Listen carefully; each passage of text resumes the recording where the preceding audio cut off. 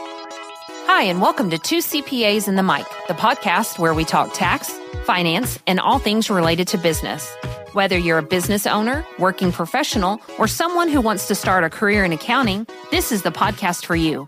Hosted by CCK Strategies partners Jeff Frable and Sara Mays, we dive into relevant business and tax matters with working professionals to make these topics less intimidating, relatable, and dare we say fun? Let's get down to business. Welcome back to another episode of Two CPAs and the Mic. We're so glad you joined us here today. We are covering relevant business and tax topics, but doing so by applying straight talk, practical information, sometimes some humor, but not the jargon that normally comes with our industry. If you are a business owner, new or seasoned, you are in for a treat today. If you are a business professional, new or seasoned, you are in for a treat today. But the first treat is my amazing co-host, Sara Mays. What up? I was going to do it, Frable. What up? So, Sara, you had a big night last night. You went to... We did. We saw Beauty and the Beast at the Tulsa PAC for opening night. And I know this will be, when this actually drops, it'll be a week or so after. But it was friggin' awesome. Yeah. It was amazing. So, I'm trying to talk Frable into going on his scheduled night. You know, the thing that I always appreciate about you going is, so Sara goes on Tuesday nights and I go on Thursday night. But I always ask Sara, how good is the play? But then the second question is, how good is the drink? Because they have a special show drink. And so she gets to try it out first. Yes. And then... I didn't get a response. I texted you the picture last night. It said bourbon. And I was like, I know, that's why. I don't know. Well, when Robert and I went through the line and I saw the bourbon and we looked at each other like, ugh. And so I got a Diet Dr. Pepper and he got a water. And then the lady's like, there's an off-menu drink called the Enchanted Rose. Oh. And it had like vodka, something sparkling in it. And I was like, you had me sold at sparkling. So I got that and it was great. Okay. So well, if you go, get the Enchanted Rose. The other option is What color? It's pink. Oh, you it's gotta pretty. do it. Well, the other option to the bourbon drink is just drink it real fast. Right. Well, then you don't get to enjoy the play. At least you'll be the asleep. first half. Yes. Well, I'm glad you had a good time last night. As always, KP is with us. Christy, what's going on? How? I'm just happy to be here. Yeah. Happy hearing about Beauty and the Beast. Happy to be here. Yeah. It's always a good thing. Be our guest. Be our guest. Yes. Well, we'll see. I might sing for Lisa. Oh, do it. Do it. Be Double R. guest. Yes. All right, we gotta get focused here, or else we're gonna go 2 hours with this podcast. We have an amazing show today. We have what I would call a Tulsa legend in the house today. She may laugh a little bit about that, but she's got so much wisdom, so much understanding. I think anyone listening to this is going to pull away things like commitment, adaptability, pivoting, all those kind of things. She is assured us she is not a fake person. So you are going to get some authenticity, some vulnerability, but we have Lisa Riley with us today. Lisa you got quite a bit of awards. Oh my God. Oh, awards? I thought you were talking about my resume. No, awards. It's just all over the place. Yeah, I mean... I have, and I will say it's embarrassing to talk about awards to me because it's just one of those things where I'm like, as much as I'm an outgoing person, it feels weird for people to look at my stuff that I've personally tried to work on.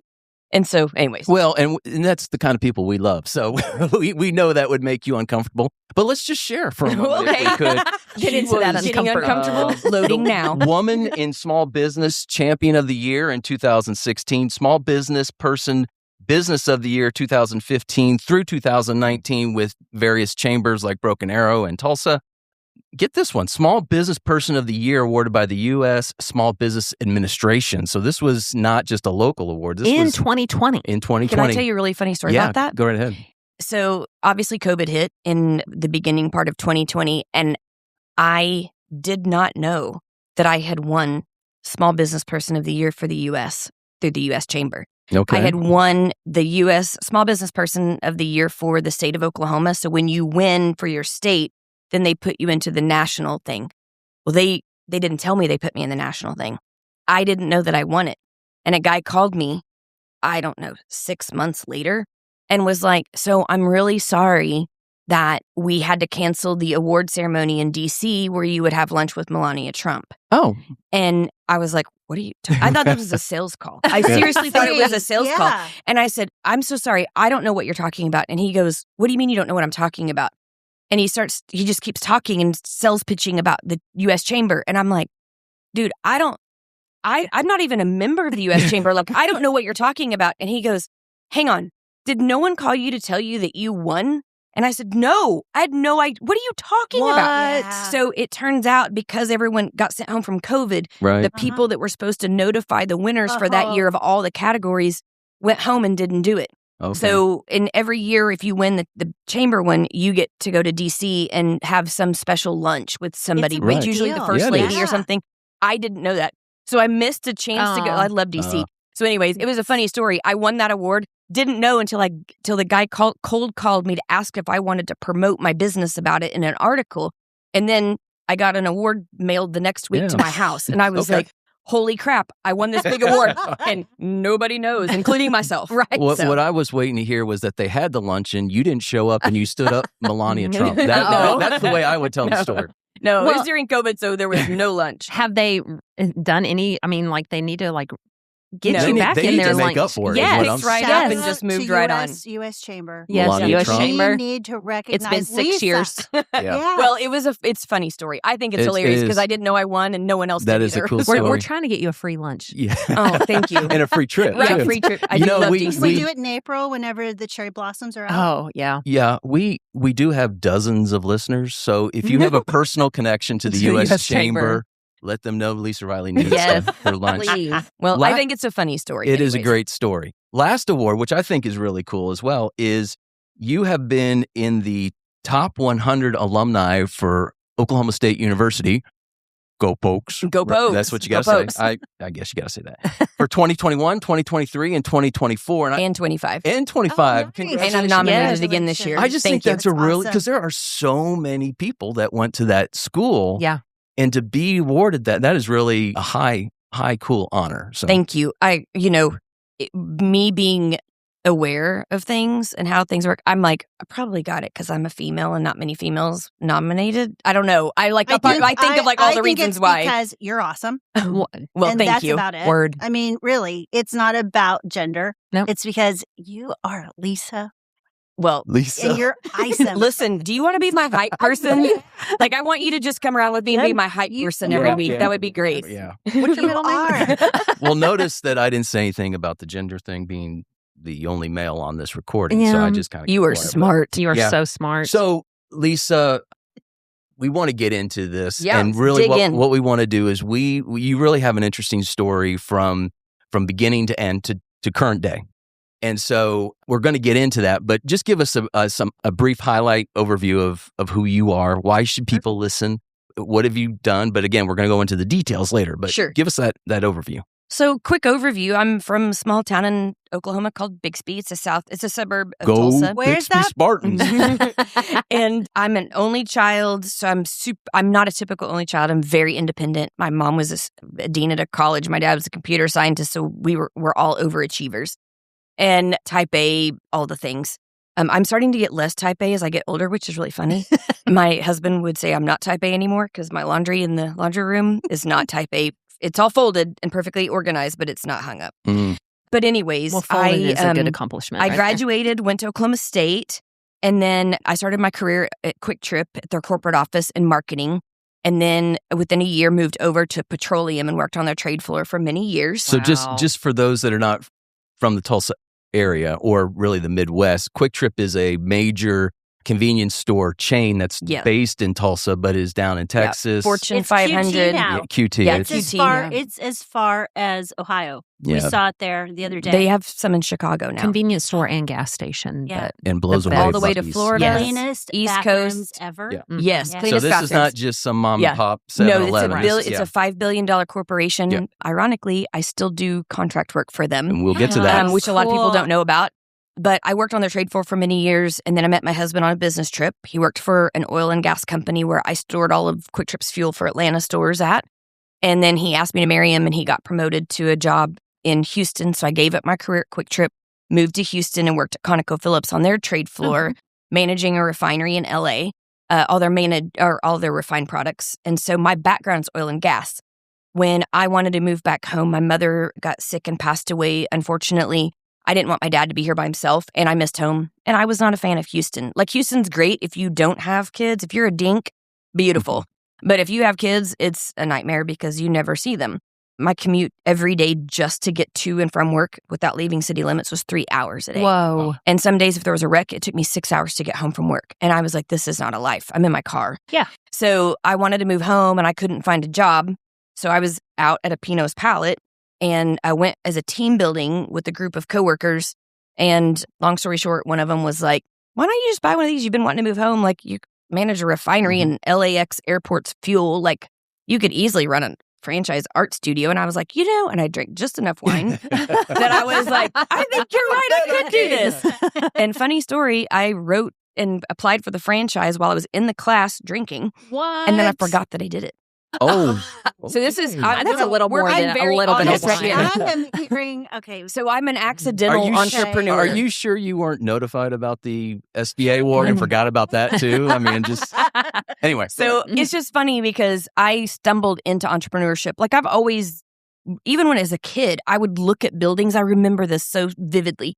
There was a restaurant off of 71st Memorial called Chi-Chi's, and it was a Mexican restaurant. I loved the building, and I kept thinking, no, it doesn't need to be a restaurant. I want to turn it into like a club or something, like something fun. And I remember like being in 7th grade, and I don't know why, driving with my mom in her Lincoln Town car down Memorial and being like, that could be the coolest building. Like, it needs to be something else. I mean, I enjoyed the food. It turned into a club. It ended up, but it was funny. I remember in 7th grade going, like, thinking thoughts of like that, like walking into a place and being like, I could do that better. Yeah. Or I would do it differently. Or like, anyway, so I always had kind of an entrepreneurial thought process. But I'm very take after my dad. I was risk adverse, if you notice the word. And I very much loved working in the corporate world because it was a paycheck. It was insurance. It was guarantee money. I had PTO. Like, I liked the structure of it. And anyways, I couldn't find a job and I applied for that franchise. They called me a few weeks later. I researched it for 7 months before I convinced my husband to actually do it with me. Because he was like, you don't even know how to paint. Like, why would you buy? And I'm like, listen, if I can run a refinery, like this should be easy. Little did I know, managing people instead of moving machinery parts, totally different process. And anyways, but long story short, 7 months later, my husband was like, let's do this and move back to Oklahoma. He's not from here. And the rest is history. It was 14 years ago. Wow. Okay. Yeah. Awesome. That was a fast little speed up. Yeah, there's some hiccups and some bumps in there that we'll get into. Yeah, for sure. It's a great story of how you started in one place, ended up in another place, and took that risk. Yeah. And so, kind of as we start to this transition into getting into a little bit more detail, what is it about that high pace, data driven environment? Because it wasn't just kick back for 8 hours a day at a desk and not do anything. How did that all translate into when you opened up the business? What prepared you for that? What kind of skills did you get during that time that helped you in that process opening up your own franchise? I've never been asked that ever. Oh, That's a great question. Good job. That's definitely a great question. I don't think I've my whole life I've been asked, do you have ADD? I'm like, no, I don't have ADD. I do. And thinking about it, I loved the pace of being on a trade floor because everything was finite, like it's numbers, right? I am not good at numbers. That's one reason why I hire CCK to do my accounting and tax stuff every year. But what I am good at is putting people together. I'm a connector. And I loved how fast-paced working on a trade floor was because the traders would buy a deal, I would put it together, I would call the other company, make deals happen, or I'd be like, ooh, I see the value in this. We can make $1 million off of this if I have this guy trade with this one and do this. And so I'd be like, hey, move my phone out of the way and be like, hey, go buy this from so-and-so, do this. They're doing this. They're short on this. Go get this. And then we just made money. And I could see it clearly where a lot of people don't see that clearly. Now, you put me in front of an accounting workbook, I will screw some crap up real fast. Like QuickBooks is a black hole for me. And I know that sounds really basic. That's like that's our trading kill floor. an Excel spreadsheet. Yeah. But you give me QuickBooks and I will start crying in the corner in the fetal position. Like, it's really strange. So working on a trade floor was really great for me. And I think what made me realize, I don't think if I realized, I think I was just dumb enough and naive enough to think I could translate that into being a business owner. And there was a lot of things that it really did help me with. Like it taught me how to be able to talk to people really quickly and get things done and not beat around the bush and just be direct. I also loved working with mainly men. That's a really strange thing to say, but it took me out of being over-analyzing everything. And the emotion. Yes. Taking all of that out of there, because guys don't do that. They would look at me and I won't cuss, but they'll say like, we would screw up a deal and they'd be like, F you, and that sucked, and we just lost our shorts on that. And then they would turn around 5 minutes later and be like, what do you want for lunch? Let's go. And I loved that. And I loved that it was like you could have that kind of dialogue and also it not be personal. So I realized that was kind of setting me up for success of being a small business owner and realizing that everyone communicates differently based on their personalities or their jobs. And I had never been that way before. I had always just seen my own lens, and embarrassingly so. And so what I think helped me with is I was faster at things. I could get things done really quick because I was used to working on a trade floor and we had to have everything done by close. Like it was like, I would schedule 10 million barrels in one trade day and we would make millions. And then I would be like, okay, go home, take care of baby. And it was just like, you turn it on and off. Wow. And I think that translated into being a small business owner and learning when to jump in and letting it really be emotional and emotionally driven discussions or decisions or just business decisions in general, or just being linear and being like, this is just what has to happen for the business to be successful. I don't know if that answered your question. Did. Wow, Okay. Absolutely. That's so good. Absolutely. More than an so answer. switching it. Yeah. What did the corporate life not prepare you for? Making my own paycheck. Like, The let's comfort? be really Right. honest about Yeah, that, let's right? be honest. When you're a small business owner, you're the last to get paid. Yep. Right? If bills aren't, if it's a slow season or like the snowstorm that we're having right now, we had to cancel 17 classes. That is a ton of revenue for a small business. And it's really hard. And so there were days where I was like, wait, we went from one swing of like $80,000 in the bank on Monday, on Friday, we were down to 10. And it's just because all 3 stores, the rent was due. That's $25,000 in a month. Payroll was 20. Like it just is so fast and it's so furious. And it's like, I was not prepared for that kind of swing. I was used to just consistency and always thinking that it was just going to stay the same. I didn't realize halfway through my journey of being a successful small business owner that I was going to have to dig in deep and fight again to get us back in front of people, because maybe the newness wore off a little bit. Right. Maybe it was like other competitors came to town. Those are the things you don't think about. But I was just naive enough to be like, oh, we got this, no problem, and jump right back in and then boost sales back up. But those are the things I didn't think about. Right. Did you realize you were this good in the chaos? No, Yeah. I had no idea. And I Because still don't the think I'm way- good at The it. way you're describing what you did on the floor, you seem like someone who didn't get completely rattled in something that looks so chaotic. Mm-hmm. It But was super chaotic. But You're right. You I made never it your thought about rhythm. that. You made it your rhythm. Yes. But if you look at it from this new lens, Yeah. there's chaos. It just has a different speed and a different Yeah. It looks different, style. right? Yeah. I never thought about that before, but you're right. It totally is just a separate chaos. It's just a different product. That's interesting. Yeah. Now I'm going to go home and analyze that. I got your back, girl. I love it. I love it. So we move into these, what we'll call the Pinot years. Okay. You basically went into what I'll call an industry, but a franchise that I think it's a foregone conclusion that you are an amazing artist, correct? That's why you chose to do this franchise. No. No. I've never work? painted. So, it's funny. I actually, the night that I went with my coworkers to do a team building, I actually canceled. I was leaving to go home because we lived in Houston and it was an hour and a half commute home. I was like, I don't want somebody spending money on me when I've never painted before. I don't know how to paint. Like, I feel bad somebody spending money on me. And my coworkers were like, no, it's for people who've never painted before. Like, it's fun. And we drink wine. And I was like, I'm really good at that. Right. Like, okay, fine. I'll go. And I went kind of by accident because I wasn't going to go. And I'd already told my husband I was on my way home. And then I called him back and said, okay, I'm going to go out with everybody because everyone's going and I feel bad if I don't. And I ended up having a good time. But what was your question? I totally lost my thought. You're not an artist. No, I'm not art. Thank you. So I painted and I was like, well, look, that actually looks like a flower.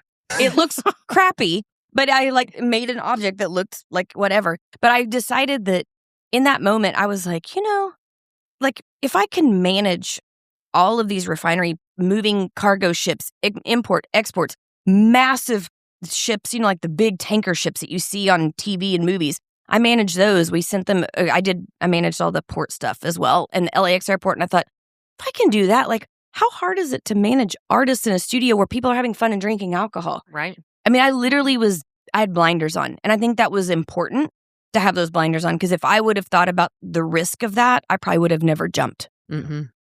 The other part too, I would imagine, is that it's not the art that is the basis for what you're doing. It's the medium you're using, but what you want is people to come in to have fun, to be relationships, and you know nothing about that kind of stuff, right? So. Me being I'm using air quotes, you can't see, introvert. I'm a complete 100% extrovert. You're right. The reason I decided to do Pinots, I'll be real honest, we're on the trust bus here. One of the reasons I bought Pinots was I thought if I ever owned a business where customers would have the least amount of complaints, I'm not joking. I sat my husband down. I said, this is the one business where people won't complain. They're making their own product. If they're mad, it's their fault themselves. So I was, as much as my family is very risk adverse, that I was raised very risk adverse, I thought this is the safest way for me to be an entrepreneur and it be creative and it be fun. And I also, at the time, said to my husband, it's something we're putting into the world that's positive. And nowadays, there's no positivity being put into the world. Right. And I thought, there's no downside to it. You have people coming in reconnecting. You have people coming and doing something they didn't think they could do. And they're you see them at the end of the class looking at their painting so proud, or walking out and going, my painting sucked, but that was so fun. I got to spend time with my friends. I put my phone down. I actually talked to my spouse or my best friend. I mean, just laughing. And so I thought, there's no downside to it. Now I'm a business owner. I see downsides to certain things. But that was my thought process, was we're putting something good into the world and it's the safest bet. I mean, being really honest, that's why I told my husband, and he was like, I would have never thought of that. And I'm like, but it's my way of being risk adverse, but really kind of jumping off the cliff a little bit with a really big parachute. It's really an amazing. I never thought about that, but it makes perfect sense. I have never told anybody that before. Wow. I'm being very honest. Now there's dozens of people that know. Right. Exactly. Okay, but I do want to know. Was your predictions correct? I mean, do you have any complaints at all? I hate rent. Unless you are a landlord. Yeah, unless I'm the landlord. I did mean customer complaints. I don't really have customer complaints. We get maybe 4 a year, which is unheard of. We'll have people have little things, but it's stuff that they didn't read what we sent them. Yeah. Or, the typical thing of Americans where we're all just shoot from the hip and we're quick and whatever. I don't want to read it. You just tell me what I need to do. And so it's little things like that where people just didn't prepare themselves.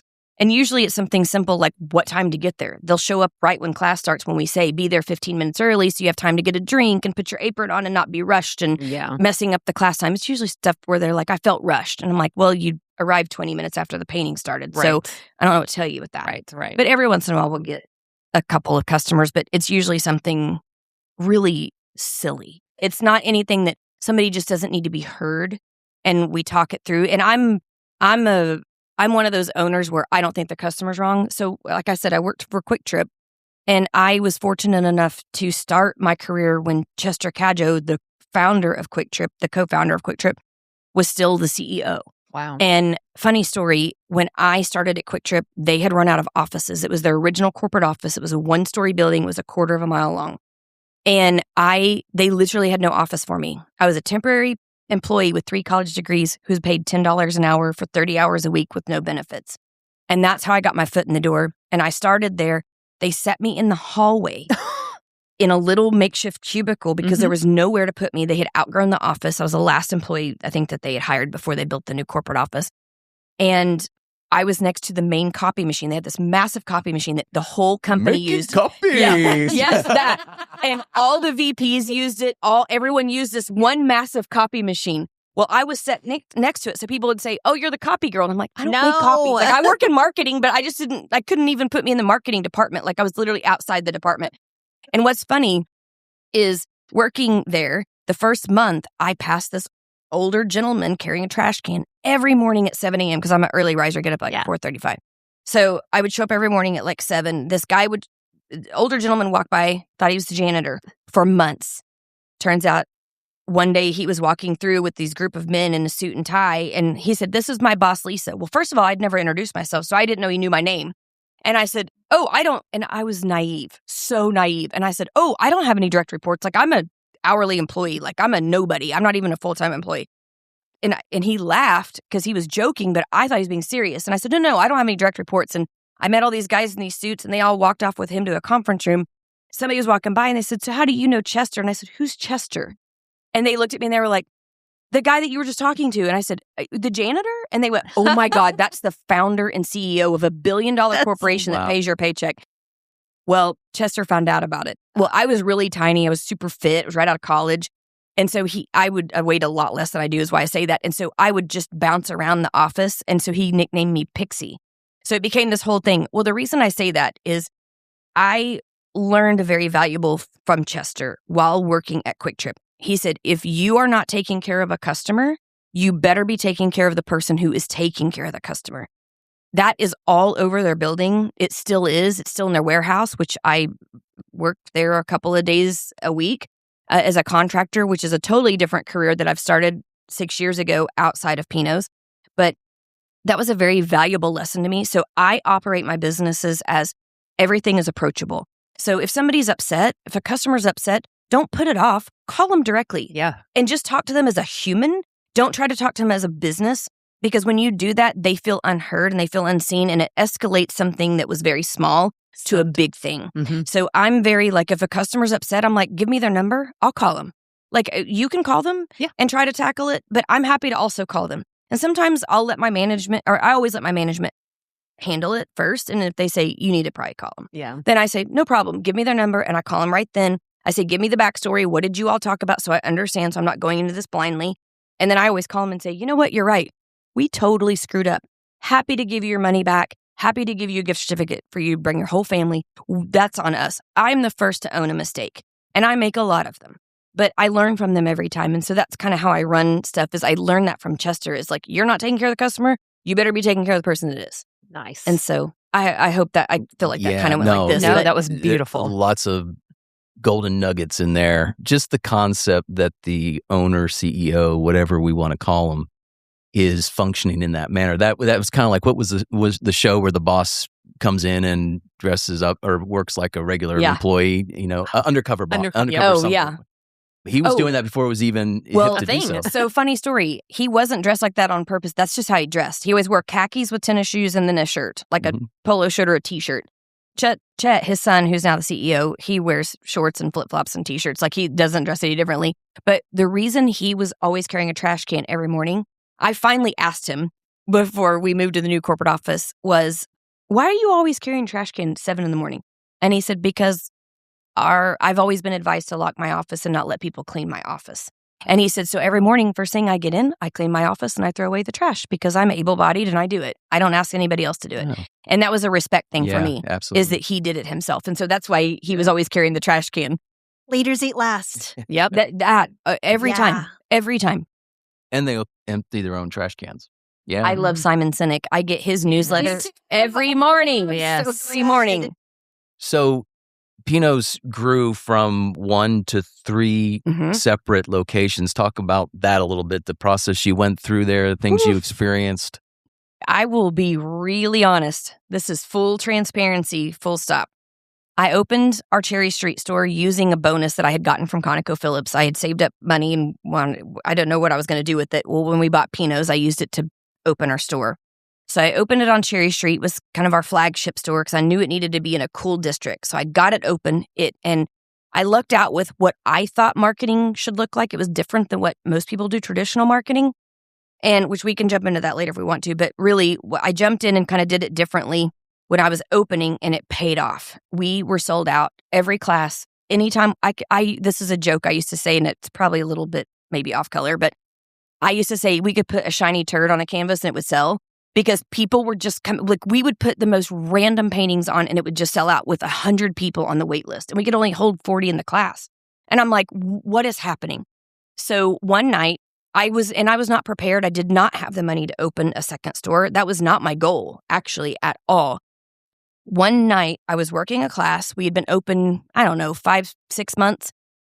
And one of my artists, she's a beautiful model. She's also a spokesperson. She doesn't work for us anymore because her modeling career took off, and as it should. She's just phenomenal. And she's a very talented Native American artist.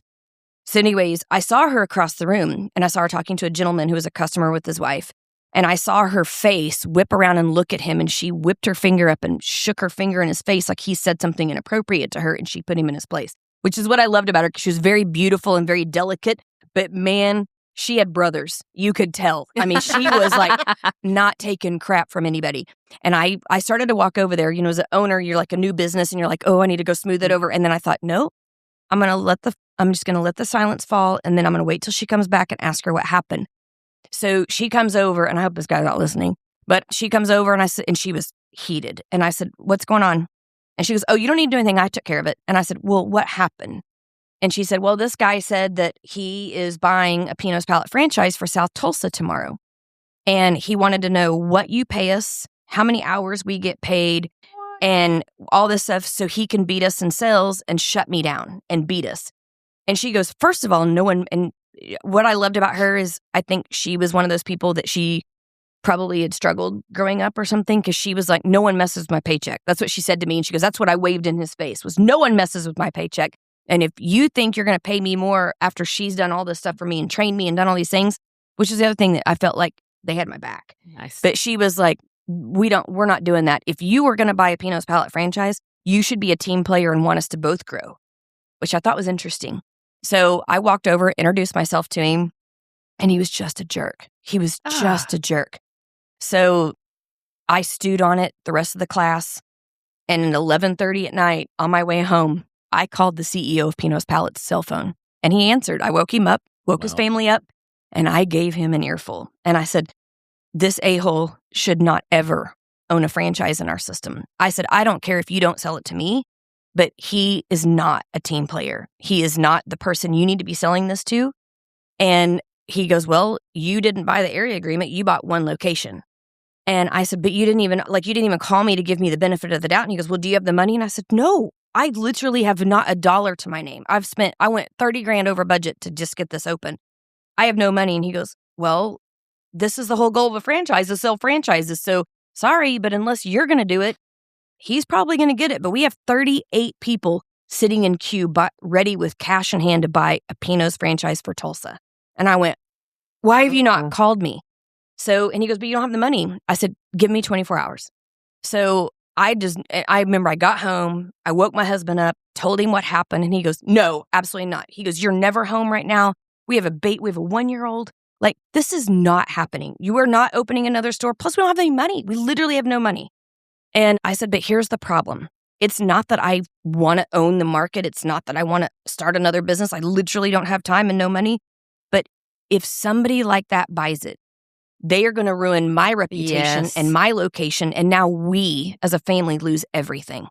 We lose that business that we've sunk all this money in. And he just stared at me and he was like, I see what you're saying. And I said, I don't want to do this either, but we have no option but to do this.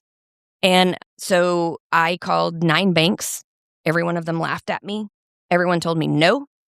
This is a true story.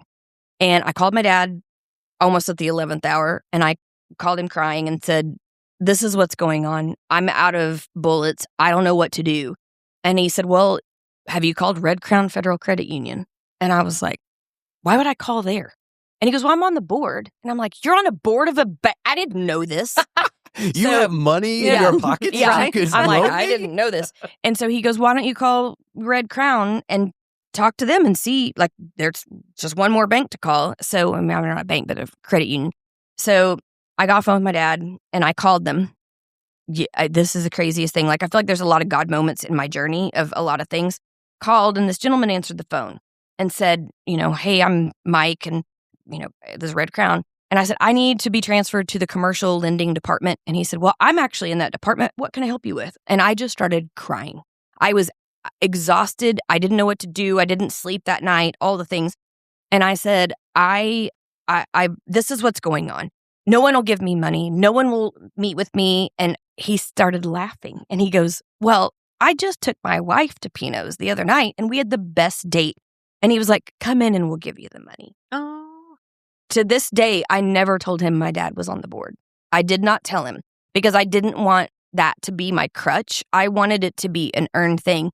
They gave me the money to buy the franchise. I bought it that next day, mailed the check in, and we got open on Riverwalk. And then 6 months later, the CEO of Pinot's Palette called me after Riverwalk got open, and he said, where the hell is Broken Arrow, Oklahoma? Because we have 40 people who have cash in hand ready to buy a franchise for Broken Arrow, but I'm doing you a favor. I'm calling you to see if you want it instead. And was I said, this time I have the money. 11:30 at night? No. Okay. It was like at 2 p.m. Okay. But my response that time was, I have the money this time and I will Nice. buy it. I'll send you a check tomorrow. And so I opened one in 12, the second one in 13, and then the third one in 14. And it was, I would like to say I was in control. I was literally being drugged through life by the horse tail. Like the horse was just running the race and I was literally like just hanging on for dear life. I literally didn't know what I was doing. Wow. So Follow up. I mean, How do you I don't follow know. that? Well, actually, one of the things I think is very cool. Isn't this a red crown right out here Yeah. on the corner? I mean, Yes. we're literally Yeah. like Mhm. 300 yards That's from where our. I went to do the paperwork. Yeah, it's just Wow. There's no coincidences. No. No, there's not at all. We were going to ask you kind of anything through that period of time that nearly broke you, and I think you just kind of went through all that. So that Oh, was an so amazing many story. things. Yeah. Yeah. Well, and then when I was opening my third store, we were getting open and I ended up getting diagnosed with breast cancer. Which is exactly where I wanted to Yeah. go. And so it was one of those things where we had only been open maybe a month or so. And I went in for a preventative double mastectomy. I have the gene, and my mom had breast cancer twice. Her mother had it 3 times. So I knew I probably was a patient. It would be happening. But I went in for a preventative double mastectomy. It's another God moment. Went in, almost didn't do it, and postponed it for 6 months. If I would have, I would not be here today. Wow. But I went in for a preventative double mastectomy. All my scans were clear, nothing on the radar. Went in, had the double mastectomy on a Monday. Got a call on Thursday afternoon. I remember I was sitting on the couch with my husband and my best friend. I was wrapped in drains and all my bandages. And the surgeon called and said, hey, I'm calling to, remind you about your post-op tomorrow. And I said, okay. And she's like, but, everything went great in surgery, blah, blah, blah. But, just don't take any of your bandages off. Just let me do it tomorrow so we can whatever. And I said, wait a second. Why are you calling me? And she got really quiet. And I knew. And she goes, why'd you ask that? And I said, well, right out of college, when I couldn't find a job, I went to work for a surgeon. Nurses call patients. Surgeons don't call patients. Why are you calling me? And the silence was deafening. And I knew. Immediately, I knew what was happening. And she said, you will not believe this, but I accidentally marked the bag of removed tissue to go to the lab instead of marking it clean because you'd had all these scans. There was nothing in your scans. So instead of throwing it away, it accidentally went to the lab. And some kid out of that whole bag of removed parts grabbed one little sample and stuck it under the microscope, and in it was the deadliest kind of fastest growing breast cancer you could ever. He could have grabbed a different sample and it would have never been found. But that one little sample under that slide, and she is like, so I want you to be prepared when you come tomorrow with all the questions. And I just said, okay, let's do this. And it was numbing at the time because I had just opened my third store. My staff was still being trained. Like it was just chaos. And to tie this back to business, one of the craziest things was I felt like I had a really great grasp on business. What cancer did for me as a business owner was I will never regret having breast cancer. I hated it, but I don't regret it because it made me a better person. It made me a better business owner. So what it did for me that was very humbling is when I took a step back because my team jumped in and said, hey, we want you to take care of yourself. We're okay if you work, but let us run the stores and you focus on chemo and all the things. And we'll let you still do your marketing stuff behind the scenes from home, but let us run the stores. And I was very reluctant to do it, but I did. And as soon as I took my hands off the reins and let people shine, our sales went up 10%. And that was so hard for my ego to accept. It really was, because I was like, no one's going to do it better than me. And then it was like, no, you idiot. Like, they love the product just as much as we do and what we put out for the community. They may see things differently because they're the ones that talk to the customers every day, not me. And so that was a very humbling lesson. Sometimes a lot of us business owners get in our own way. And so that was it was the biggest blessing. It was also the hardest chapter, right? But anyways, but tying it into business, it really did affect my business in a good way. We do a ton of stuff for breast cancer awareness now and all kinds of nonprofit work. But either way. Who would have thought that whole process was such a lesson to teach you to lean in?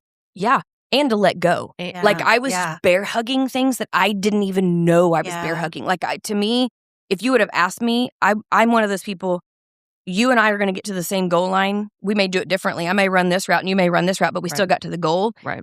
I'm always very open to that. Like, I'm like, however you want to do it, that's fine with me. And I think sometimes my employees get irritated when I say that because I think sometimes they just want me to tell them how to do it. But I'm like, no. You may have a better way to do it than I do. Right. But it took me a while to get to that point. Yeah. Just saying that and not being like, no, this is how you do it. I wrote a step-by-step checklist and this is how you do it.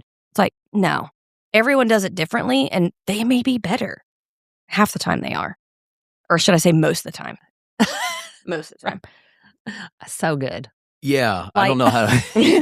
It's amazing because you told us you didn't look at our outline, and you're hitting all the points that we wanted to cover. Well, good. And so when you say things like to take it back to business, girl, you are taking it back to business with everything you're saying, and this is exactly why we wanted you to be on this episode, is to share these kind of things with.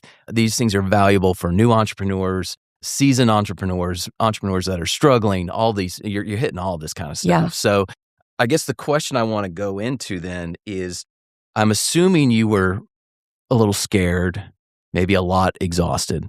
Oh, how do you lead from that position? What worked for you? I've made a lot of mistakes.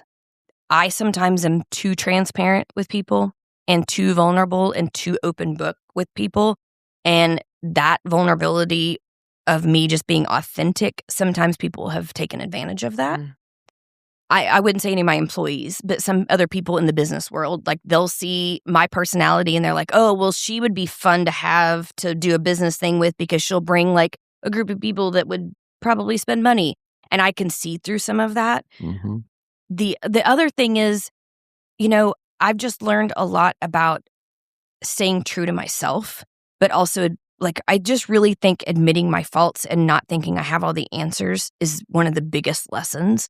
And relying on people who know how to do something I don't, like hiring CCK or somebody like that. I know I can screw up a book real quick, but hiring the right people to fill my weaknesses and me take my strengths is really what makes me a better business person. I will say, as much as I don't want to give him the credit for it, there was a gentleman in my past that said to me when I told him when I was opening Pinot's, my very first store, he said, let me save you a lot of money. Hire your weaknesses out now. Keep your strengths, because your strengths will fuel you because it's fun for you. It's easy, right? But if you hire out your weaknesses, then you don't have to deal with it and it won't suck your energy out. I didn't listen. And I tried to do QuickBooks the first year of being in business. I screwed up my book so bad I ended up having to pay somebody $4,000 to unwind every transaction I'd put in QuickBooks. And I realized, because I was trying to save money, what all small business do when we first start. Absolutely. And I was like, why didn't I just listen? So if you're listening, caller, please hire out your weaknesses. So I have, a bookkeeper now that does stuff. I have CCK to do my accounting. I sometimes will hire out marketing agency stuff because I'm burned out. I get overwhelmed because I have multiple jobs. I have an aging father. I have a teenage son who's on 2 competitive teams and academic teams. And he does competitions every weekend out of town. Like, I literally I don't at times feel like I have a life. And that's another thing about small business is you're the janitor, you're the accountant, you're the marketing person, you're the hiring and the firing, you're all the things. And it can be overwhelming. And that's, I think, a big lesson to, yes, I think it's important to learn all the roles in your company, to just be familiar with them so you can do enough to manage. But at the same time, once you kind of get the gist of it, if it doesn't serve you, hire somebody who can take care of that piece so they're more efficient. It's way more effective. Do you guys remember when Sean Copeland was on here? Yeah. He said his the same. theme was outsourcing. Mm-hmm. I mean, it was down to the basics. When we hear a CEO talk about outsourcing, he's talking about outsourcing the pool, outsourcing the things that were just not in their lane when he was talking about his home life. Yeah. And that is same concept. Yeah. Well, now I will tell you though, there is also a downside to it. So I'm dealing with this right now, and I'll be super vulnerable.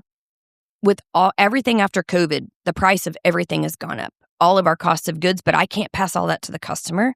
So right now our margins are getting smaller because what we have found is if I raise our prices the amount that I need to cover all of what everything has gone up, people will stop coming because they feel like it's too expensive. Yeah. So now the problem is I've outsourced so much stuff that I don't know how to do it. And I need to bring it back in-house to recoup, to save that money. But now I can't. So I'm kind of in a weird spot.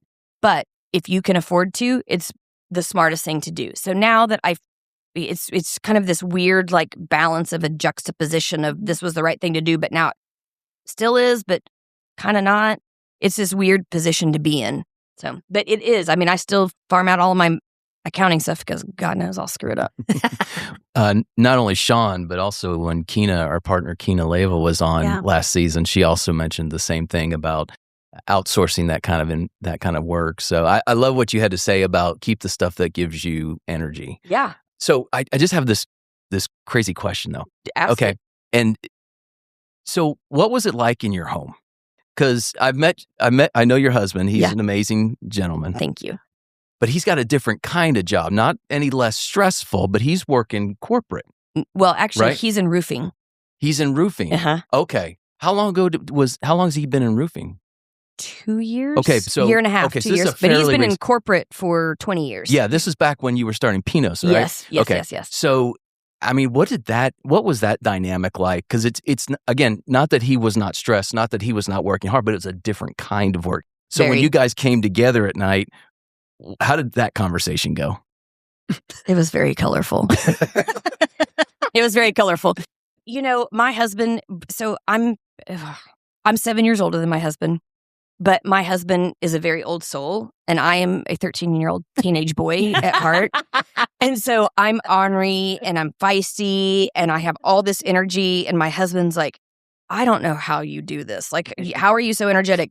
My husband is 7 years younger than me. He was a D1 college athlete. He was a starting pitcher at Tennessee. So he very much he is so mentally tough, where I am very mentally, my emotions are on my sleeve. My husband is very stoic. He can get up on a pitcher's mound and have 30,000 people booing him, saying horrible things, and he can tune it out. I'm an emotional person. I hear that and I'm like, what? How can you even focus on getting the ball across the plate? And we actually had this discussion not too long ago about how different our personalities are, but how we complete each other. Because my husband is super risk adverse, like my dad. And I think that's where, they say sometimes you marry your parent, kind of thing. We had this discussion. I'm like, you're very risk adverse, like my dad. You're very calm. You're very stoic.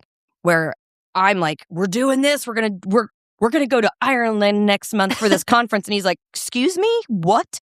And that's true. It's really happening. And he was like, we've never been overseas. And he's like, okay, well, I guess I'll ask off. And I'm like, yes. But where our personalities kind of come together, and in that sense of form, is my husband is very risk adverse. He'll say, well, tell me more. Why do you want to do that? I'm not telling you can't, because he knows I'd probably steamroll over him anyways. But he'll say, well, tell me why this matters to you. What does that mean? How does this look? So I can either be supportive or punch holes in it to try to keep you in check. Because if not, I will take off with the horses. And so it's very interesting because we have very differing viewpoints of everything except for music. But it's really funny. So yes, the conversations at night were very different. And the other thing is he has nothing to do with our stores. So he's very, in his own world, we barely talk about Pinots at home. We barely do. Because early on, he said, I need to have home be home. Good. And we not talk about work all the time. Because if you're stressed out, I try to, as a man, I want to protect you and I want to care for you and I want to help. And it stresses me out when I can't do that because you're so independent. You want to take care of it yourself. And so he's like, I really want to keep work. He's like, absolutely. If you need something to talk about, please, let's talk about it. But if not, like, let's keep it separate. And we just have. Yeah. Well, I just complained to my girlfriends instead. Sipping wine. Yes. That's what they're there for. So you came out of this corporate environment. You went in to open up your own franchise. You expanded that. The breast cancer came along, which I'm sure was teaching you a story about your ability to control things. You get through that, and then COVID hits. Yes. Fairly soon after that. And I don't. The breast cancer is a continual thing. It's, yeah. I'm not saying it's not. No, but, I know what you mean. Yeah. So, but you go through that, and then you hit COVID, and oh my, you are nothing but discretionary income and face-to-face social interaction. Talk a little bit about that whole what you guys did to pivot out of that. Oh my God. And how all that went down. So, true story. My corporate office, I think I can say this. My corporate office, the founders of Pinot's were kind of on their way out. They were burned out. It was two gentlemen. I think highly of them, but they were kind of on their way out, and they had already started other companies. So they were kind of letting the corporate office run itself for Pinot's. And all of us franchisees were pretty frustrated. And COVID hit, and they were radio silent. They weren't like, hey, we're here for you. We're like, I was texting the owners like, hey, just show up on a Facebook post for us owners or something. Like, we need to know you're going to be here. Well, they didn't.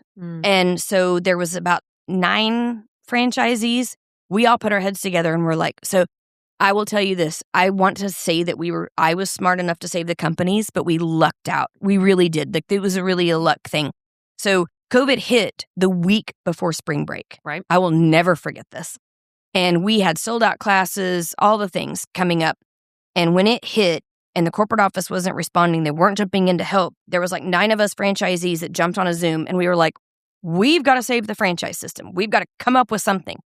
One lady is super techie. She's still in the military. I don't even know what her ranking is, but she's incredible. She flies helicopters during the day with combat, and then she owns Pinot Studios in Seattle. She's just amazing. And she's super techie. And she was like, I'm going to figure out how to do a virtual platform. And then I said, well, great. I have amazing instructors. I'm going to bring in my instructors one at a time, because obviously we were still distancing. Right. And I mean, because it all just happened. We didn't know if we were all going to die if you touched your phone or we didn't know. And I said, I'm going to bring them in one at a time, and we're just going to record 24 hours. Every 2 hours, we're going to have an instructor in. I had 2 classrooms at the Riverwalk, and I set up camera equipment, literally with iPhones and iPads, and recorded. We picked our top 10 selling paintings, and my artists just in each room acted like they had a class, and they walked step by step, just like the class, but I recorded them. Then we put them on a shared platform, and so other owners jumped in and had their stores. We picked paintings, I'll do these 3, you do these 4, you do these, and whatever. We created this whole platform to do a take-home kit thing where we could put everything in a bag, people take the stuff, and then we send them the link after they paid for it with a password-protected thing for them to log in. And no lie, I was like, wait a second, because I'm a marketing brain. That's what I'm good at. I'm not good at a lot of things, but I think like a customer or marketing stuff. And I said, wait a second, spring break is coming in 2 days. Mm-hmm. What if, because everyone's freaked out, they're home with all their kids and they had all these trips planned and now they're stuck home with their kids, they don't know what to do. I'm going to play on that emotion. So I jumped in and sent out a newsletter to our customer base here and said, hey, we're doing this out of the Riverwalk store only.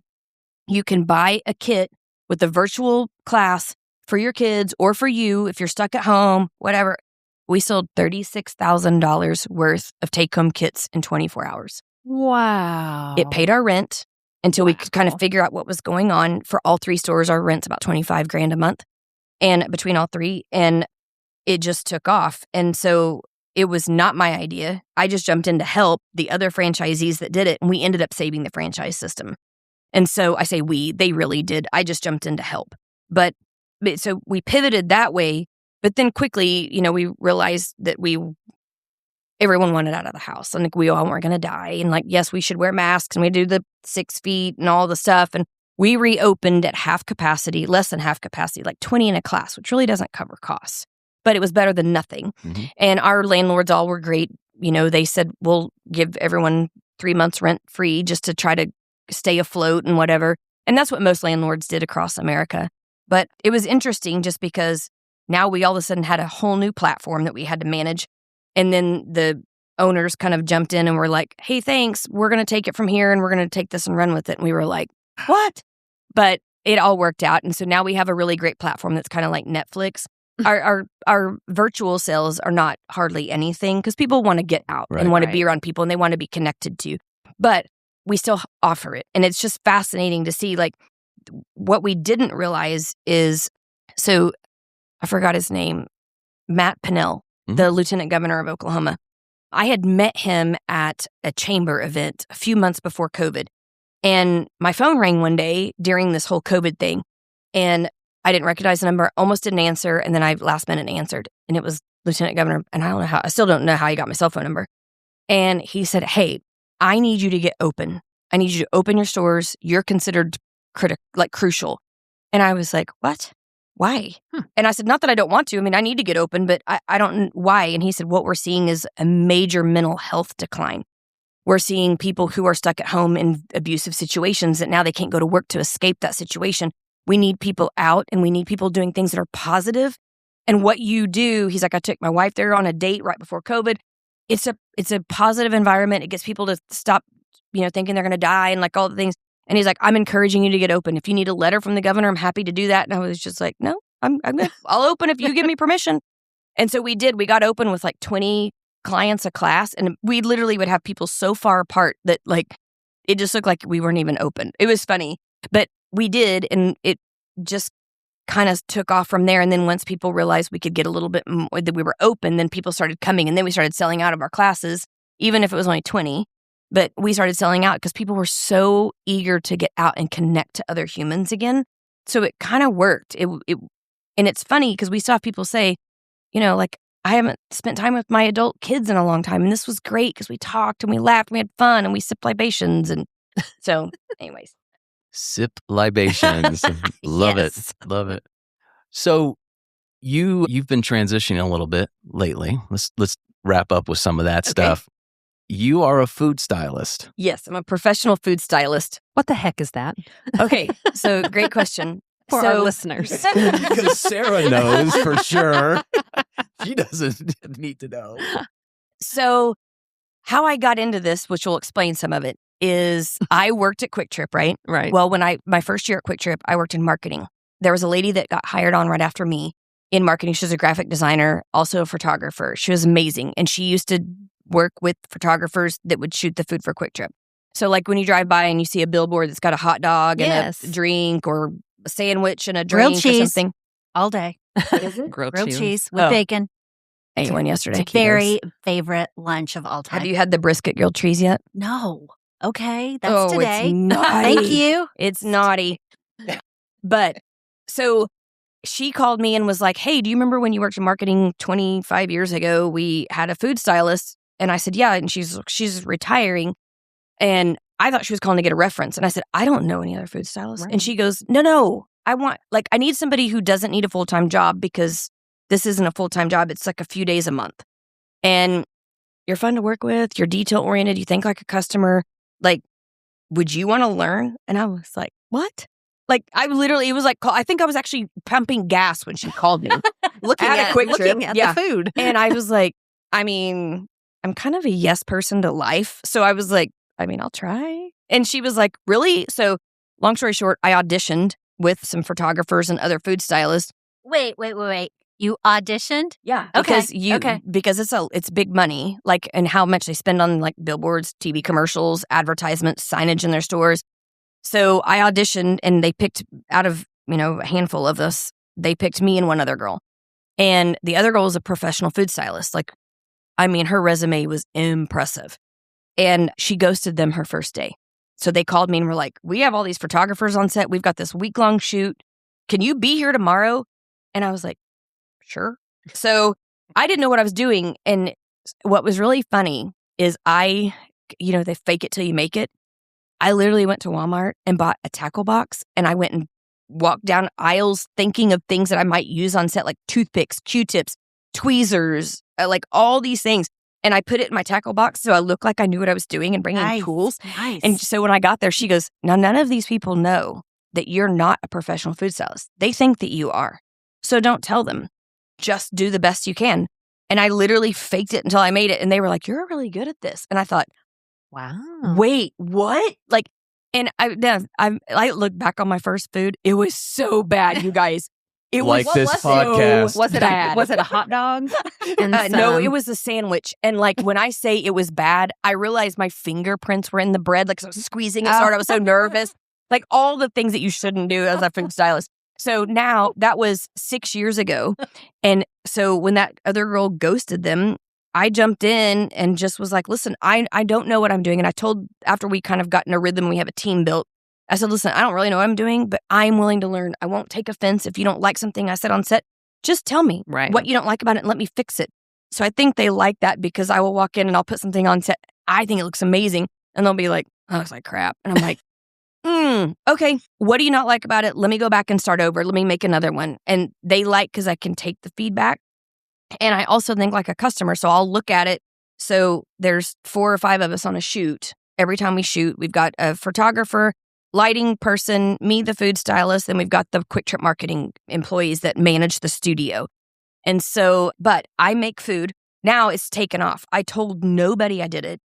And then I happened to mention in an entrepreneurs group one day that I'm a food stylist on the side. And one of them happens to own 12 restaurants here in town.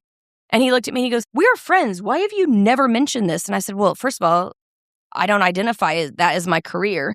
But second of all, like I would never like try to get business from a friend. Like that's not what I want to do. Right. I just mentioned it because somebody asked me what I do for a living. And he goes, well, funny enough, I have a shoot tomorrow. And I got an idea. And I love him because he does this to people all the time and he levels people up. He said, I'll give you a shot. You come food style tomorrow for free with the photographers that I have coming in for one of my food chains. And if it goes well, I'll start using you on all my shoots. And we do them every month. And I went in the next day, met the photographer, and I could tell she was like, who is this person that he brought in the last minute? Like, I've been doing his stuff for years. Right. And her and I just clicked. She is awesome. We started working in that shoot. And I mean, we were like right hand and left hand, like a surgeon and a ER nurse. Like, we just were like on it. And before I knew it, now I work for national brands. I help brands do national packaging. I do billboards, TV commercials, like all this stuff. It is so fun. That's so hard. Cool. I food styled all day yesterday and I food styled all day tomorrow. And I'm exhausted today, but I love it. Like it is so fun. It's just playing with food. I've never been more frustrated. Look like it's full. That just making it look like it's edible. Yeah. Like my thing is one of the things I told Quick Trip is I'm obviously not a trained food stylist. I didn't have any training. I just like watched YouTube tutorials and studied billboards and studied, like I would literally go to like Taco Bell's website and look at their food. I would go to Arby's and I would just try to figure out like, why did they put the camera angle this way? Why is that lit up but this other side's dark? Like, why is that? Trying to figure it out. And I just loved it. Like it was fun to me. It was like a puzzle piece to like kind of mess with. But what's funny is I'm a horrible cook. Like I bet you make it look. No, my husband's like, do they know you don't cook? And I'm like, but one of the things where I was going back is when I sold Quick Trip, I said, I'll do this. But my only thing is I want to use real ingredients that the store employees use, the same exact things, because I own a business now. I don't want to misrepresent Quick Trip. You put a sandwich on a billboard and it's not what the customer gets. And then now you getting sued for it because everyone's too happy. And I said, I want to make the same thing. So I want the same food that the store employees get with the same ovens, the same scoops, everything.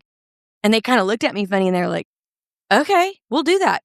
They built me a Quick Trip store kitchen in this warehouse. So I have the cooking, the ovens on this wall, my station with all of the stuff, refrigerators and freezers behind me of all the food that comes from the warehouse that goes straight to the stores.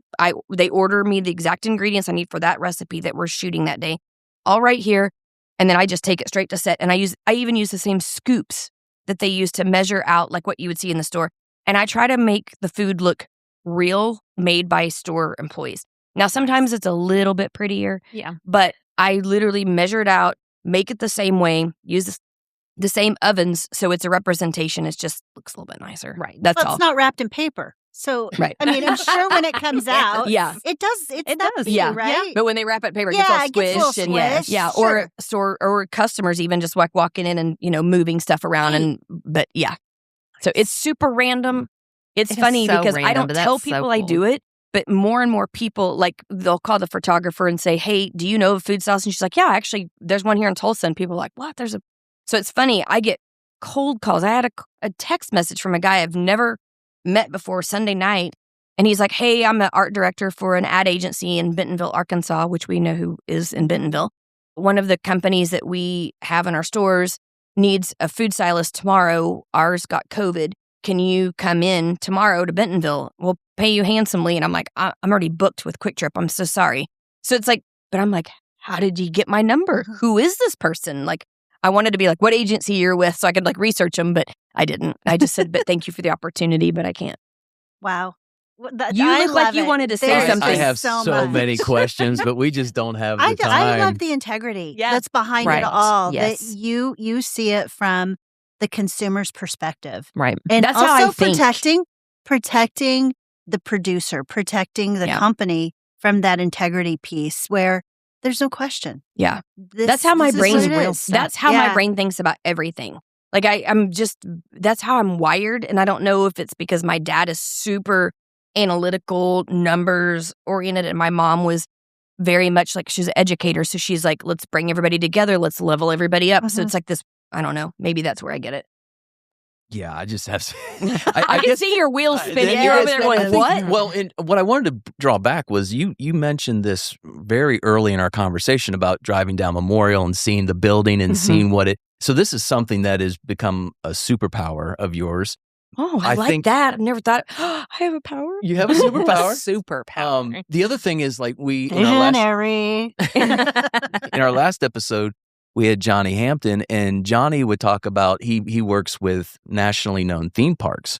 So he would go into the theme park and observe people for the projects he was doing. So that observation is a that's interesting. very cool thing. The other thing that I was thinking about is literally, and I'm not joking, ever since you started doing this, whenever I stand there and pump gas at Quick Trip and I look up and I see a picture, I think of you. Yep. So now we have not only had world-renowned athletes, Yes. CEOs, coaches, we have had a nationally known food stylist too. Well, I'm not And nationally known, I think but I am to run the clearly you microphone. you will be when you get on this podcast. But I mean, it's just, you look at something like that and you go, well, that's a cool picture. Yeah. But you don't think of The person everything that you goes think of behind the it. 7 No. people behind that Yes. one chicken strip to Yeah. make you buy that chicken strip, right? Like Yeah. there's the lighting expert, there's the photography expert, there's the graphic artist, there's the food stylist, there's the sales manager that approved the photo, there's the print person that printed it to put it on the signage. Like it's just this domino effect of things that you don't think about Yeah. behind the scenes of all of that. Well, and they need someone like you because, like Christy pointed out, the authenticity. If it looks like crap, you're. I think if they came up and said, "Hey, this whatever is just a piece of junk, but Yeah. we need you to make it look beautiful," I think you would go, "I don't think so." Yeah. I mean, you There's can't been put some lipstick where on a I've pig. been like, I actually said it yesterday. I was making a quesadilla and it looked like vomit. It literally did because the quesadilla color, it was a Southwest quesadilla. So the tortilla color was this beigey, muted red. Like I think it was like just a Southwest flavor, but it was this weird color. But then the chicken was beige on this muted red. And then the cheese was beige. And it was just beige on beige on beige on beige on beige on beige on beige. And it literally looked like a stack of vomit. And I was trying to cut them to where like the chicken might be brighter. And like, and I just said, there's only so many ways you can shine a turd. This is not pretty. And the photographer laughed. And so did the Quick Trip director. She was just like, listen, we just have to make it work because it's going on phase 1, which means it's the big promo signs because it's coming up. And I literally had to like turn the quesadilla 15 times to like make one stack go one way and the other one so you could tell it was a triangle. You didn't see it was just a pile of like beige on a set. Like so there are times where like we're like, this is as good as it's gonna get. Like it's just crap. So You're now never really going to look is. at So food. when FYI, that- it's so good. I had one in Illinois. They don't have them here in Tulsa right Oh. now. What? The chicken quesadilla. Oh, and it's awesome. I don't know if they have them here or not. I don't think they do. It's in Effingham, Illinois. I It's love on our that. way. It's on the way to Pennsylvania. You two watch it. I forgot the name. I didn't mean to draw it out. I think that's the name of it. Shout out to Effingham. Send us emails, listeners Effingham. at Effingham. How do you spell that? I'm just going to tell all of you. EFF. It is INC. I think it is. It is. But if you guys can digress. stop for a minute and just listen to how delicious this chicken quesadilla was. It was the bomb. It was effing delicious. Circling it back So to Effingham. here's the deal, QT. We are open to a podcast sponsorship if you want to come on and sponsor us. Or at least a taste test. There we go. Yes. So I was going to say, I can't wait See to if it see tastes this as good as it looks. quesadilla picture. But so what else are you doing besides the styling? You're coaching a little bit too, right? No, I get asked all the time from like small business owners, like, hey, will you meet with me and just kind of give me some feedback or whatever? And I do that, but I don't really coach. I just do that as just wanting to connect with other owners. But honestly, my father's getting a little bit older, so I'm spending a lot more time with him. But our son, we have an only child as well, and he's on 2 swim teams, academic team. He just is a go-getter, and I love that. But his 2-a-day practices and his swim meets twice a week and out of town are eating my lunch. And so I'm actually trying to start stepping back a little bit from work at Pinot's to try to like be able to be a little bit around more family stuff and not be like, I mean, most of my days are up at 4:30 or 5, and I go to bed at 10:30 or 11. Like I just, I don't have enough time in the day. Lot going on there. That was fun, wasn't it, Sarah? Yeah. So you're doing this, aren't you? No. Pivot. Well, I started to, and then I was like, that doesn't fill my cup coaching other. Like I want to connect with others, but I just don't think that was where I thought my heart wanted to go there.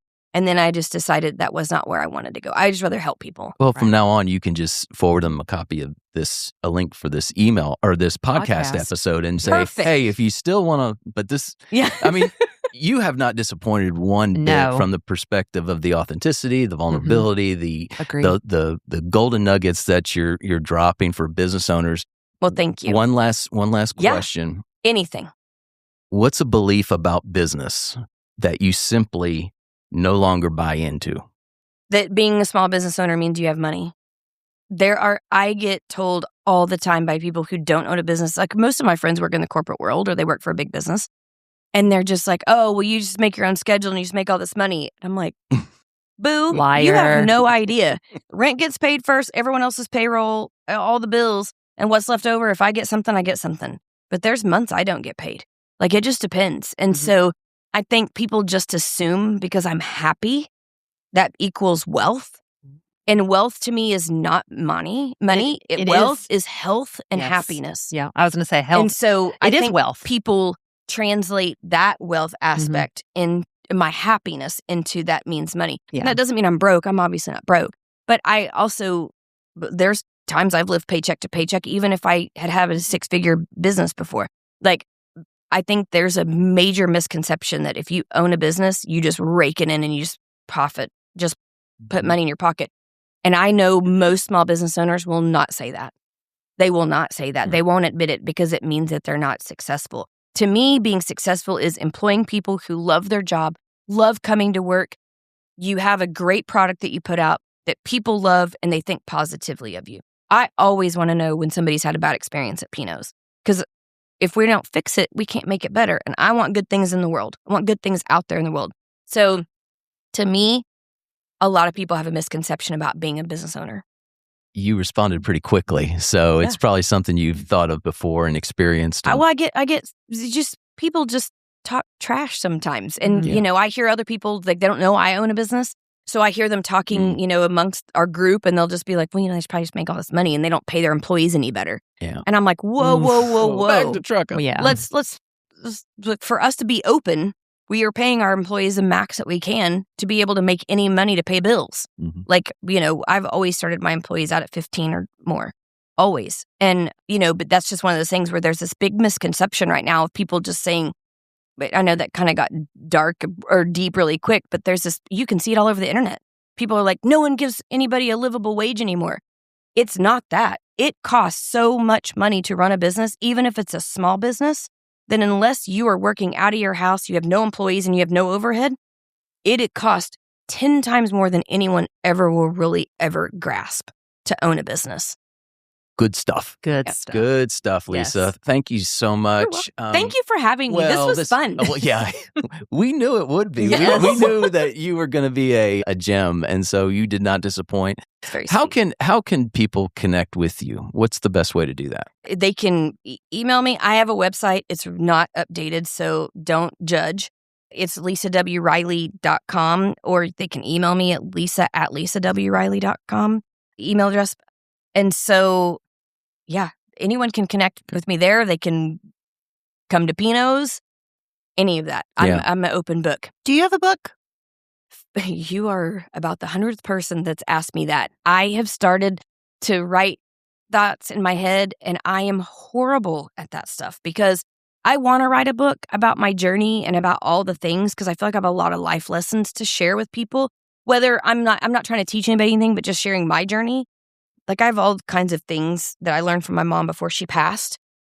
And I want to write a book, but I'm just a horrible writer. I'm horrible at it. I think someone's going to hear it because what you bring is, you've said it a couple of times, you bring positive things. If I were to say it, I'd say you bring joy. Yes. Thank you. Sharing it with so many people. I hope this is one way that it can connect you to something else where you get it to a bigger audience, because I think that messaging is really strong. Thank you. Yeah. That's very kind of you. Thank you very much. That means a lot. Well, the other part to it is, go back to what we were talking about earlier. Your joy may be in telling the story and getting it all out. Outsource the other stuff. Get a ghostwriter who takes all that stuff and puts it down for you. And because I agree with Christy. You've got some stuff to share there. So who knows when the timing's right? I guess maybe. Right? I've always wanted to say I wrote a book, but I have imposter syndrome like everyone else. Like no one wants to hear my story. I don't have anything to share. It's not anything special. I had a gentleman once in an entrepreneurs group. He'll probably hear this because he listens to podcasts and he also owns an accounting firm. So he'll probably listen. One day I said, no one understands my situation and what I'm going through with the business. And he's like, held his hand up and he goes, "You're not special." And I remember sitting across the table and it was like somebody sucker punched me. But then I sat on it and I just said, "You're right. I am not special. I am like everybody else. We all have our things. We all have our gifts. Everyone's gift's different. And you're right. I'm not special." But it kind of got in my head a little bit. And so I'm like, no one wants to hear what I have to say. Oh, yeah. So you, as a female also, we do that to ourselves. We sabotage ourselves. So anyways, I would love to write a book, but I have that imposter syndrome of You are special. You are. Well, my mom said so. Well, with that, we'll wrap up. We mentioned that we do have two traditions with this podcast. And so the second one is coming in now. I'm scared. It is time for Rapid fire. Oh, God. Yeah. Let's do this. Yeah. So I'm scooting the chair back. Do you want some water? No, Sarah, do you have questions, or were you I was relying leaning on you. Okay. Are these one word answers? No, they're actually slightly deep, but oh, God. So in the thing about Pinots, what's your favorite painting or artist? Oh, Georgia O'Keeffe, for sure. Okay. I don't know who that is, but she's an artist that passed away, but she had a ranch in Santa Fe. She has she would make flowers and paint flowers, but they would take up the entire canvas. Okay. I realize why you're probably giggling. There's a lot of people that think her stuff is sexually oriented, but it's not. And so a lot of people, it's not. It's just like a flower. It's just autonomy. Yeah. Do you remember on Breaking Bad, Jesse and his girlfriend, I think they went to go see Georgia O'Keeffe's. I remember that. Her museum in Santa Fe. Yes. Okay. Interesting. All right. But there's some people that take it in a weird direction. Okay. I just thought she was very cool. Like anything else. Okay. Yeah, anything. Colors are fun. It's beautiful. Okay. It's beautiful. It's very large art. Mm-hmm. I'll have to check it out. Yes. Question 2. Have you ever thought about wishing you had a different first name? And if so, what would that name be? For me, it was Steve. You were Steve? I wanted to be Steve when I was a kid. Actually, yes, I can answer this right off the cuff. I wanted to be Samantha and be called Sam. My whole life. Because I hated the name Lisa growing up, because I would be in a store with my mom and she would yell across the store, "Lisa," like we'd be in Mays drugstore. And there'd be 3 of us that would say, yeah. And I'm like, everybody has this name because I'm a 70s baby, but I'm in the 80s and everyone was named Lisa because of the Sound of Music. Yeah. So my initials spell Sam, and my youngest is going to have a baby in a couple months, or actually 5 weeks. And I'm going to be Sammy. Stop. Yeah. You have my name. Give it back. Just kidding. All right. What do you collect? Oh, Jesus. My husband would tell you toss pillows, which I've been banned from buying. You know, I love weird geodes. That sounds really strange, but like we have a house in Colorado, a vacation place that we rent out to Airbnb, and it's right outside of Rocky Mountain National Park, and I love collecting like really strange rocks. And like that sounds, now I'm saying this out loud, it sounds really weird. But I love geodes. So like my husband, if he sees a geode store, he'll stop and be like, let's go into the store because I know you're going to want like some labradorite or whatever the hell you want. And he thinks it's strange, but he's gotten used to it now. So he'll like, put them in the window so they shine. But I love them. So have you watched Shrinking? Nope. You need to. Do I really? Today. Is it out today? Mm-hmm. The day we're season. recording? Yes. So it's a show TV. about a. Wait. It's on Apple TV? With Jason Ford. Jason Segel. Yes. Okay. I watched the first season. Oh. Yeah. So one of the characters, she collects gourds or whatever geodes, and she not gives them. gourds. Those are pumpkins. I'm the man. I don't collect pumpkins. I collect rocks. But when you get to a certain point in your relationship with her, she gives you one. Yeah. And so they're all fighting over. That's right, because she would polish the rocks in the driveway. Yeah. I totally forgot about that. That's right. Apple Sorry. TV. Digress. If you want a sponsorship, we're open to. Yeah, I need to go back and finish watching the next season. Last question. Yeah. What never fails to make you laugh? A really good dirty joke. Like, I just am like, I love to laugh. I love, like, I'm klutzy. I'm the first one to be like, yeah, if you need somebody to get on stage, I guess I'll get up there and do something stupid. Like, I just I'm a yes person to life. I will say yes to anything. So I'm not scared to just try it once. And even if I fell and fall flat on my face, I'm like, well, at least it was a good show. Yeah, at least it was a good show. It was at least a good show.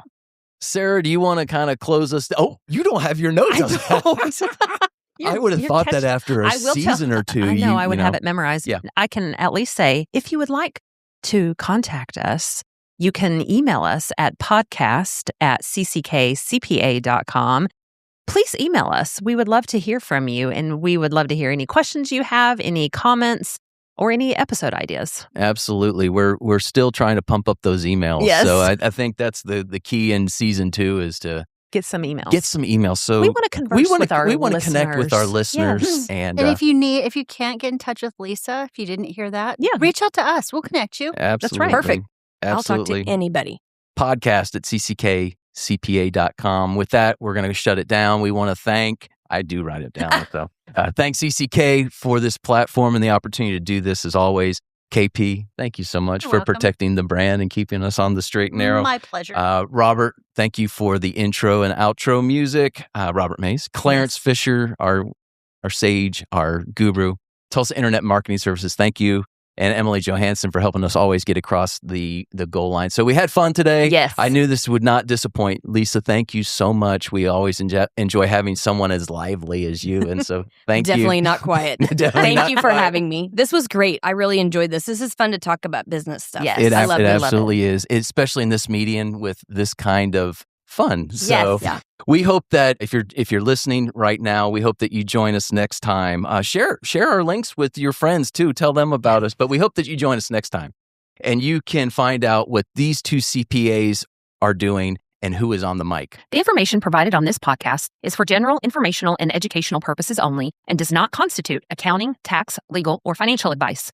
While we strive to provide accurate and up-to-date information, laws and regulations change and individual circumstances vary.